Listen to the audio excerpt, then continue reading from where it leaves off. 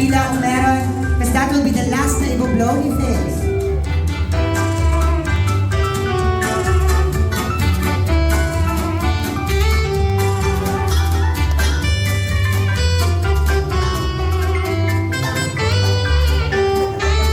Okay, one last sa iyong main cake. Pwede bang dalhin na lang natin yung main cake sa gitna? This will be the last, yes. You have to blow the candle from your main cake. If meron ka pang nakalimutang wish, say it before you blow your candle.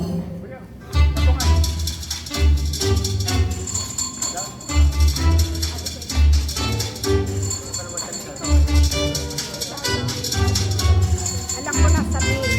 Candle after, come on! Palakpakan po natin si Faith, and once again, Faith, happiest birthday! Enjoy your